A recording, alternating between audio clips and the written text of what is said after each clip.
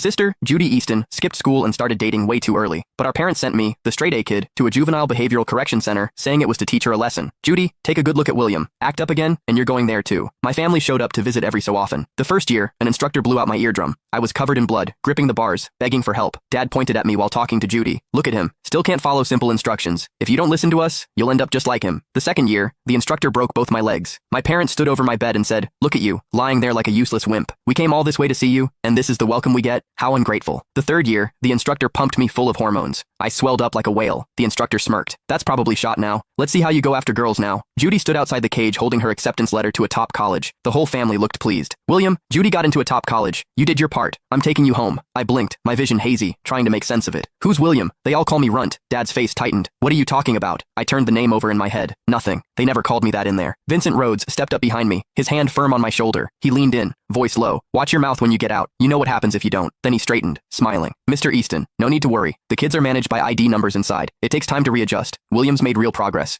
We're going to miss him. Dad's expression eased. All right, let's get him home. He looked at me. You hear that? Your name's William. I'm taking you home. I nodded. Mom reached for my hand. I jerked back, hitting the doorframe. I'm sorry. My knees started to give on instinct. Judy caught my arm. Hey, stand up. You don't have to kneel. She looked nothing like the girl who used to get into fights 3 years ago. Dad patted her shoulder. See, Judy? If you had been this easy back then, I wouldn't have had to spend so much money to send William in your place. His eyes gleamed with satisfaction. One kid gets into a top college, the other gets his attitude straightened out. Worked out pretty well. At the car, I froze. Tight, dark spaces scared me. The seatbelt looked like the straps they used to tie me down. Can I sit in the back? Dad sighed, then nodded. I climbed into the trunk and curled into the corner, burying my face in my knees. When we got home, a banner hung across the living room. Congrats, Judy, on getting into a top college, with welcome home, William underneath. The table was spread with food. Sit. Dad pulled out the chair at the head of the table. I walked over but didn't move. In there, sitting without permission meant getting slapped until your lips split. What are you waiting for? I lowered myself carefully. 30 seconds passed. No one hit me. The utensils shook in my hands. I hadn't touched any in 3 years. We ate off metal trays on the floor, fighting. If you didn't finish in 2 minutes, you got beaten. I set the utensils down, grabbed a rib, and shoved it into my mouth. My lips split, blood mixing with meat. Dad's utensils clattered. William, what are you doing? I shot to my feet. Sir, I'm eating. Enough. He slammed the table. I spent all that money, and this is what you learned? Eating with your hands? I slid off the chair, forehead knocking the table edge. I'm sorry. I'll do better. I dropped to the floor, chewing like a dog. The room went silent. Judy's fork froze. Dad.